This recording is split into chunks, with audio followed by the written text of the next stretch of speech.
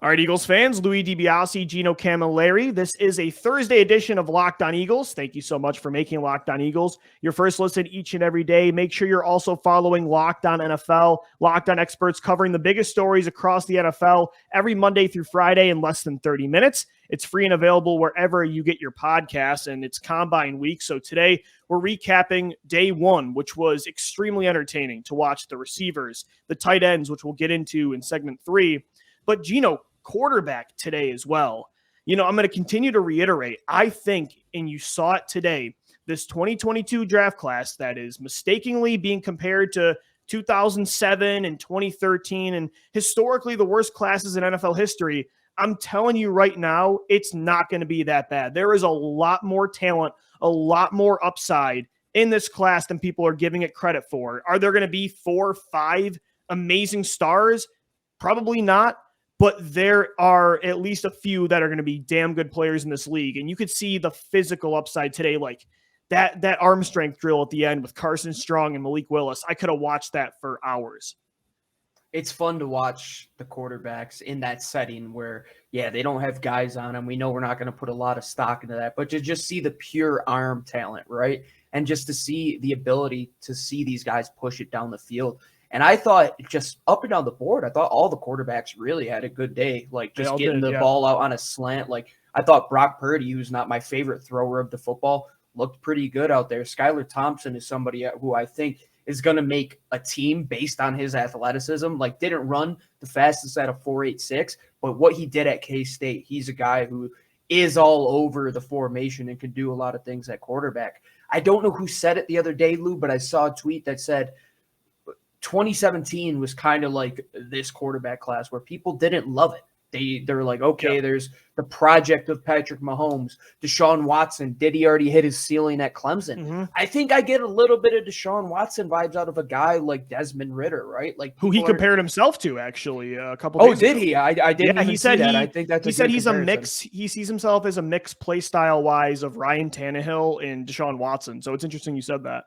Yeah, he has a little bit more thickness to him in his build and his frame. And he does. I think Daniel Jeremiah had said it, or maybe Jim Nagy, that he's not getting talked about as much as he should in this draft. I don't get why Kenny Pickett is being talked more over Desmond Ridder and Matt Corral. I mean, Kenny, it doesn't make sense to me.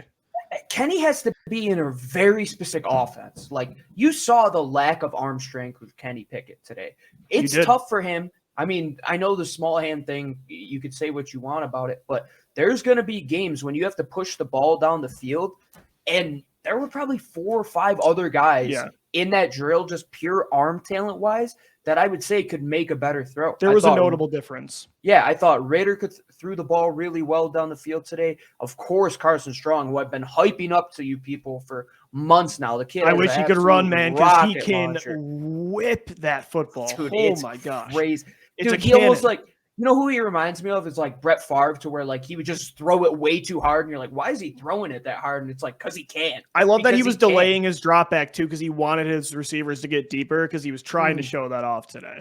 Yeah, and we've said prior to this, like, don't get too hung up in all of what the quarterbacks do on the field, but what they do behind closed doors. And the talk is that Malik Willis interviewed very, very well.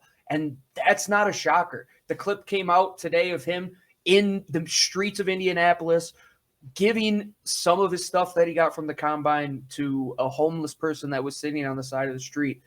Talk about a leader, man. Like, some team is going to fall into this kid, and he's going to have a rocket arm. He's going to have freak athleticism.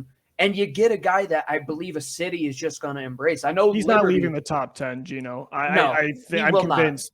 He's not leaving the top 10. I think Carolina is a very, very good potential. And if not, I think Atlanta could take him. I wouldn't be surprised. You could make the case that Houston should take him, honestly. Like, I think at 3 overall. Absolutely, Lou. It would make a ton of sense. Today he showed that off, but I'm glad you mentioned like the interview stuff too, and he was really impressive on the whiteboard. That's what we brought up last week with Willis. I wanted to hear that because a lot of the issues Mhm. with Willis at Liberty was processing, decision making. But my question was that more because of the environment he was in? You know, is he intelligent? Does he process things quickly when it comes to football? And it sounds like he does. And that's a guy that I'm willing to bet, like Josh Allen did from Wyoming to the Bills, taking step by step in 2018, 2019, then the big step in 2020. I'm willing to bet on that guy, especially considering the physical traits. And, you know, we mentioned Carson Strong's arm, but Malik Willis today was showing it off. And, you know, a lot of people compare him. NFL Network today showed the comparison side to side of him and Jalen Hurts. And I get it, but Can we to stop? me, like, this is, I hate when people say the Eagles would never take Malik Willis because of Jalen Hurts. In actuality, the Eagles should love Malik Willis, Gino, because he has all the positive characteristics of Jalen. The guy you're wearing on your uniform is the that's human right. That's why I wore embodiment it. of what Malik Willis is. He has the currently. mental makeup, the leadership, the poise, the toughness of Jalen Hurts. He has the mobility, and then you add superior speed and arm talent. The Eagles should be exactly like that's what you want Jalen Hurts to be, is kind of what Malik Willis is.